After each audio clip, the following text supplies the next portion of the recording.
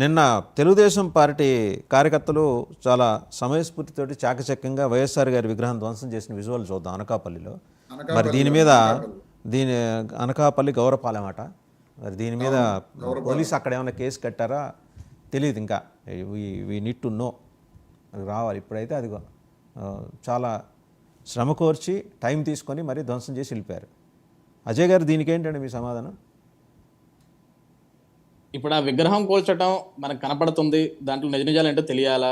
ఆ లే కార్యకర్తలు, మన కార్యకర్తలు, ఇంకోడో బయటోడో అన్ని విషయాలు తెలిస్తే కార్యకర్తలు స్పెసిఫిక్ గా మీ కార్యకర్తలు అని చెప్పి అంత సోషల్ మీడియా అంతా కూడా నిన్న ఆ వీడియో చక్కర్లు కొట్టింది.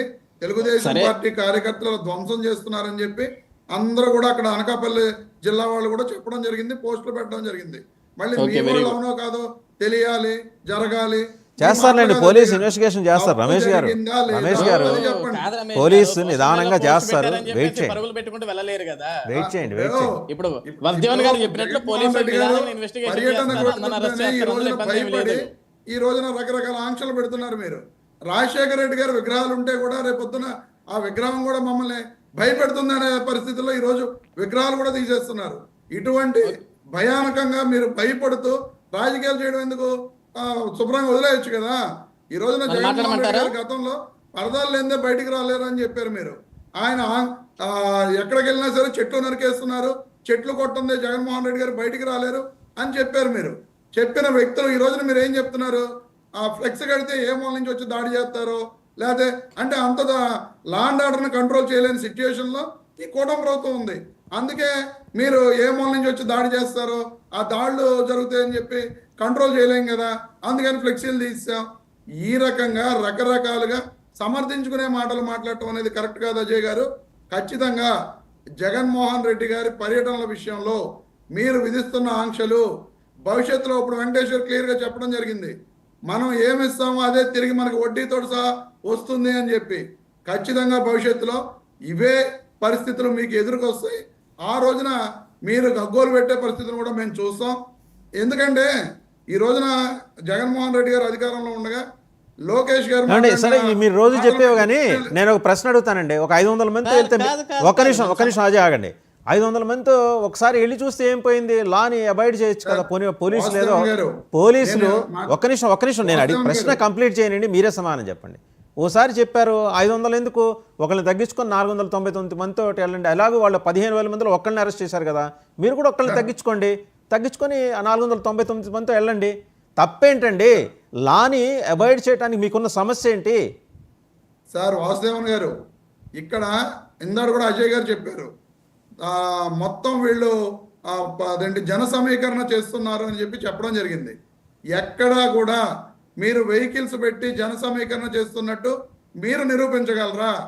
వచ్చిన వాళ్ళందరూ కూడా మొన్న సత్తెనపల్లి పర్యటనకు వచ్చిన వాళ్ళందరూ కూడా మోటార్ సైకిల్ వెహికల్స్ మీద వచ్చారు తప్ప ఎక్కడా కూడా వెహికల్స్ పెట్టి జన సమీకరణ చేస్తుంటే నిజంగా వీళ్ళ ప్రభుత్వం ఆ పోలీసులతోటే ఆ వెహికల్స్ అన్నిటి మీద కూడా కేసులు కట్టే పరిస్థితి ఖచ్చితంగా ఉండేది.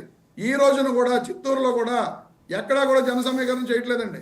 స్వచ్ఛందంగా ఆయన చెప్పేది కూడా అదే కదా, చిత్తూరులో చేయట్లా, పక్క జిల్లాల నుంచి వస్తున్నారని ఆయన అజయ్ చెప్పేది కూడా అదే. సార్, ఇప్పుడు బయట జిల్లాల నుంచి ఎవరు వస్తున్నారో చూసి వీళ్ళు ఎందుకు అరెస్ట్ చేయలేకపోతున్నారు? నిజంగా వీళ్ళు బయట జిల్లాల నుంచి యాంటీ ఎలిమెంట్స్ వస్తూ ఉంటే ఆ యాంటీ ఎలిమెంట్స్ ని నిజంగా ఇంటెలిజెన్స్ ఉంటుందని చెప్పి ఇప్పుడు అజయ్ గారు చెప్పడం జరిగింది కదా. ఇంటెలిజెన్స్ ఫెయిల్యూర్ అవుతుందా? బయట జిల్లాల నుంచి యాంటీ ఎలిమెంట్స్ ఉంటే వాళ్ళని ముందుగానే పసిగట్టి అరెస్ట్ చేయడంలో ఇంటెలిజెన్స్ ఫెయిల్యూర్ అయినట్టే కదా. ఈ రకంగా ఈ కూటమి ప్రభుత్వం ఫెయిల్యూర్ అవుతూ ఆ ఫెయిల్యూర్ ని కప్పిపుచ్చుకోవడం కోసం ఈ రోజు జగన్మోహన్ రెడ్డి గారి పర్యటనల మీద ఆంక్షలు విధిస్తుంది తప్ప ఎక్కడా కూడా జగన్మోహన్ రెడ్డి గారు కానీ వైఎస్ఆర్ కాంగ్రెస్ పార్టీ కానీ జన సమీకరణ చేస్తున్న దాఖలాలు లేవు. స్వచ్ఛందంగా ప్రజలు ఈ కూటమి ప్రభుత్వం యొక్క వైఫల్యాలను ఎండగడటానికి రమేష్ గారు ఒకే ఒక ప్రశ్న. అంతా అయిపోయింది, సీజన్ అయిపోయింది, అయిన కాడికి అమ్ముకున్నారు, నష్టపోయారు పాపం. వేదనతోటి రోడ్ల మీద వేసేసుకున్నారు. 2 రూపాయలు కూడా ధర పలకపోయేసరికి అక్కడ వాళ్ళ ఫ్యాక్టరీలో వాళ్ళు చాలా అరాచకంగా వ్యవహరిస్తే ప్రభుత్వానికి చెప్తున్నారు, ప్రభుత్వం ఏం లేదు. మీ నాయకుడు కదిలాడు, రథం కదిలిన తర్వాత ప్రభుత్వం ఏదో మార్పు వచ్చిందని మీరు క్లెయిమ్ చేసుకుంటారు. లేదా ఆయన రాకముందే మేము చేసామని ప్రభుత్వం చెబుతుంది. ఏమన్నా ఇప్పుడు ఈ రోజైతే ఇష్యూ అయిపోయింది కదా, ఎందుకు దాన్ని ఇంకా మళ్ళీ రప్చర్ చేసుకోవటం? సార్ మీరు సీజన్ అయిపోయింది, అక్కడ ఇంకా అమ్మకాలు లేవని చెప్పి మీరు చెప్తున్నారు. ఈ రోజుకి కూడా అక్కడ వందల ట్రాక్టర్లు ఇంకా రోడ్డు మీద ఉన్నాయి సార్. మీరు వెళ్ళి చూడండి. ఈరోజు జగన్మోహన్ రెడ్డి గారు వెళ్తున్నారు, ఖచ్చితంగా ట్రాక్టర్స్ ఉందంటే ఆ మామిడి పళ్ళన్నింటినీ కూడా మీకు చూపిస్తారు. మీరు సీజన్ అయిపోయిందని వాళ్ళకి మీరు చెప్పకండి, ఆ ట్రాక్టర్ సీజన్ వాళ్ళందరూ అయిపోయింది. వచ్చారనుకోండి, వాళ్ళ మీద కూడా కేసులు పడతాయి. అలాగే వాళ్ళు అనవసరంగా వాళ్ళు రెచ్చగొట్టమాకండి. ఈ కూటమి ప్రభుత్వం ఎస్పీ ఆల్రెడీ ఎవరినైనా చెప్పారు, సరే 500 దాటితే అటువంటి కేసు. కేసులు కడతంలో ముందుంటది. 500 దాటితే కేసు, గుర్తుపెట్టుకోండి. అదే చెప్తున్నా. ఈ కూటమి ప్రభుత్వం ఖచ్చితంగా అటువంటి తప్పుడు కేసులు కట్టడంలో ముందుంటది. ఆ కేసులన్నింటినీ ఎదుర్కోవడానికి ప్రతి ఒక్కళ్ళు సిద్ధంగా ఉన్నారు. ప్రజలు ఎవరో కూడా భయపడతానికి సిద్ధంగా లేరు. అలాగే వైఎస్ఆర్ కాంగ్రెస్ పార్టీ నాయకులు, కార్యకర్తలు కూడా ఎవరు భయపడతానికి అజయ్ గారు ఏదో సిద్ధంగా మీరు లేరు. చెప్పాలనుకుంటున్నారు ఫైనల్ గా? సార్ ఇక్కడ అంటే బేసికల్ గా ఇక్కడ రాజకీయ విశ్లేషకులు వెంకటేష్ గారు కూడా ఒక మాట అన్నారు, వెళ్తుంది నారా లోకేష్ కాదు అక్కడ జగన్మోహన్ రెడ్డి. నిజమే కదా, జగన్మోహన్ రెడ్డి గారే కదా వెళ్ళేది. అదే అంటే ఆయన చెప్పిన నారా లోకేష్ గారికి 500 మంది కూడా జనాలు లేనటువంటి ఒక పరిస్థితి. మీరు అజయ్ గారు అదే మీరు దాన్ని సార్ వినండి. సమర్థించేటువంటి పరిస్థితి చేయకండి. కాదు వినండి, నేనేం మాట్లాడట్లేదు, వినండి. మీరు చెప్పిన దానికి నేను సమాధానం చెప్తున్నాను. వెళ్తుంది నారా లోకేష్ కాదు జగన్మోహన్ రెడ్డి. అఫ్ కోర్స్ జగన్మోహన్ రెడ్డే వెళ్తున్నాడు, మేం కాదనట్లేదు. అక్కడ భయం కూడా అదే మాకు కూడా. జగన్మోహన్ రెడ్డి పద్ధతిగా వెళ్తే పర్లేదు, పద్ధతి తప్పి వెళ్తుంటాడు ఆయన, దానివల్ల ప్రజల ప్రాణాలు పోతుంటాయి. అది కదా మా సమస్య, అది కదా మా ఇబ్బంది. మొన్న కూడా సత్తెనపల్లిలో పోలీసులు ఆంక్షలు పెట్టారు, కానీ అంబట్రాంబాబు లాంటి వాళ్ళు ఏం రాష్ట్రంలో ఎక్కడా తిరగకుండా ఏదైనా ఒక మీరు ప్రత్యేకమైన చట్టం ఏదైనా చేయండి. జగన్మోహన్ రెడ్డి కారణంగా ఎక్కడ తిరగనీ మాకండి ఆయన్ని. ఆయన వల్ల సమస్యలు వస్తున్నాయండి అజయ్ గారు, ఆయన వల్ల సమస్యలు వస్తున్నాయి. ఒక్క నిమిషం వెంకటేష్ గారు, ఒక్క నిమిషం. ఆయన వల్ల సమస్యలు వస్తున్నాయి, తిరగనీయకుండా మీరు గట్టిగా నిర్ణయం తీసుకోండి. What song in it. మీకు యూపీలో యోగి ఆదిత్యనాథ్ ఏం చేశాడు క్రిమినల్స్ విషయంలో, ఎలా రఫ్ ఆడాడు ఆయన 1 year లో. చెయ్యండి మీరు, యూఆర్ అట్ లిబర్టీ. 164 మీ నెంబర్ 164, డోంట్ ఫర్గెట్ దట్.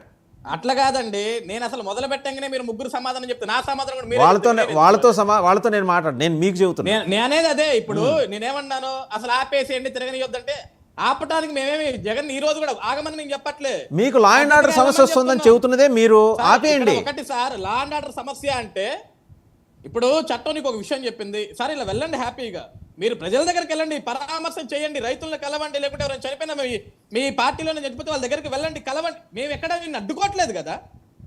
ఇప్పుడు మొన్న కూడా పోలీసులు సత్తెనపల్లిలో సార్ ఇంతమంది వస్తే ఇబ్బంది పడతారని చెప్తేనే అయినా సరే వినకుండా వెళ్తే అంబట్రాంబాబు లాంటి ఏం చేశాడు సార్, బార్గెట్లు ఎగ్గిరితన్ని ఇసిరేస్తే ఎక్కడ సార్ పోలీసులు కంట్రోల్ చేయాల్సింది? పోలీసులు అడగండి, హోంమంత్రిని అడగండి, ఎందుకు కంట్రోల్ చేయలేదు సార్? ఎందుకు కంట్రోల్ చేయలేదు సార్? అక్కడ పోలీసులు కూడా మనుషులే సార్, పోలీసులు కూడా మనుషులే. రాఖీ బట్టలు వేసుకున్నంత మాత్రాన వాళ్ళు మనుషులు కాకుండా ఉంటారు కదా, వాళ్ళకేమి అతీత శక్తులే ఉండవు కదా. అంబట్రాంబాబు లాంటి అడ్డం పడతారు, 100 మంది కార్యకర్తలు ఏంటి సార్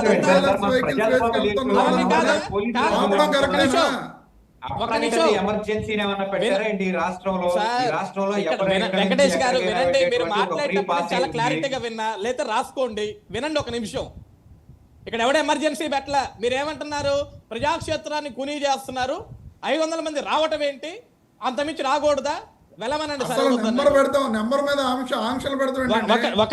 మీరు ఆగండి రమేష్ గారు, ఒక నిమిషం. ఇప్పుడు రమేష్ గారు కూడా ఒక మాట ఏమన్నారు, రాజశేఖర్ రెడ్డి విగ్రహాలు చూసి భయపడి పగల కొట్టేస్తున్నారు, చివరికి రాజశేఖర రెడ్డి గారు బొమ్మంటే కూడా భయం వేస్తుందా అంటే, జగన్మోహన్ రెడ్డి గారు 2019 మేనిఫెస్టోలో ఫస్ట్ రాజశేఖర రెడ్డి గారితో పెద్ద బొమ్మ వేశారు, మధ్యలోకి రాగానే రాజశేఖర రెడ్డి గారు జగన్మోహన్ రెడ్డి గారితో బొమ్మ వేశారు, జగన్మోహన్ రెడ్డి గారు ముఖ్యమంత్రిగా అయిన తర్వాత 2వ సంవత్సరం మనం కూడా చేశాంలే, కానీ అవన్నీ అవి మాట్లాడద్దు. మనం కూడా చేసాం, ఎన్టీఆర్ బొమ్మ తీసేసి మనం కూడా చేసాం. నేను చెప్తున్నాను సార్, అవి తీసి అవి అక్కర్లేని విషయాలు మానేయండి, ఎందుకంటే అవి కూడా వస్తాయి లేని పనులు ఎందుకు. ఇప్పుడు బొమ్మ విషయాలు మాట్లాడితే మీ బొమ్మ విషయాలు కూడా వాళ్ళు మాట్లాడతారు, ఎందుకు వాళ్ళకి అవకాశం ఇస్తారు మీరు? ఎందుకు వాళ్ళకి అవకాశం ఇస్తారు? అనవసరం ఆ విషయాలు, అనవసరం. ప్రజెంట్ సిచ్యుయేషన్ లోకి రండి. రమేష్ గారు మీరు ఆగండి. ఏమండి ఇవాళ లా అండ్ ఆర్డర్ విషయం మాట్లాడండి, లా అండ్ ఆర్డర్ వరకే మాట్లాడండి, పాత విషయాలు అనవసరం. రమేష్ ఇక్కడ ఉద్యోగం గారు ఒకటే, లా అండ్ ఆర్డర్ మేము కంట్రోల్ చేస్తున్నాం, మేము చెప్పాం, మీరు ఇలా రండి సార్ అని. ఇది చట్టమా, ఇది ప్రజాస్వామ్యమా, ప్రజాస్వామ్యాన్ని కొని చేస్తారా, అడ్డుకుంటారా, వచ్చేది ఒక పెద్ద విఐపి అంటే ఆ విఐపి వస్తున్నాడు కాబట్టి రోడ్డు మీద విఐపికి ఇబ్బందులు కలగకూడదు కాబట్టి ఆ ఫ్లెక్సీలు కూడా తొలగిస్తున్నాం. ఈరోజు 500 అసలు పర్మిషన్ ఇవ్వద్దంటుంటే మళ్ళీ ఫ్లెక్సీలు పర్మిషన్ ఇవ్వడం అన్నాడు మిమ్మల్ని, ఇప్పుడు పర్మిషన్ ఇవ్వకండి. కాదు రూల్స్ అండ్ రెగ్యులేషన్స్ పర్మిషన్స్ ఎందుకు ఇస్తారు? ఒక నాయకుడు వస్తుంటే మేము అభిమానంతో బ్యానర్లు కట్టుకుంటాం అంటే సరే కట్టుకోండి అమ్మా జాగ్రత్తగా, ఎక్కడ ఇబ్బంది కలగకూడదు అని. కానీ తర్వాత వచ్చే ఇంటెలిజెన్స్ ఎలా ఉంటాయంటే సార్ మనం ఇచ్చిన ఒకటి కానీ వాళ్ళు చేసేది ఇంకొకటి, దానివల్ల వచ్చే విఐపి గారికి ఇబ్బంది జరుగుద్దేమో సార్, కాబట్టి మనకి విఐపి గారు 360 సరే చూద్దాం ఇవాళ జగన్మోహన్ రెడ్డి గారు లా అండ్ ఆర్డర్ ఫాలో అవుతారా లేదా. థ్యాంక్ యూ సజ్జా అజయ్ కుమార్ గారు, కారుమంచి రమేష్ గారు, వెంకటేష్ గారు, అందరికీ ధన్యవాదాలు. సో చూసాం కదా జగన్మోహన్ రెడ్డికి ఇది 5వ కార్యక్రమం. మొత్తం డాట్స్ అన్ని కనెక్ట్ చేసుకుంటూ వస్తే కనుక ఇది 5వ కార్యక్రమం. నల్లపాడు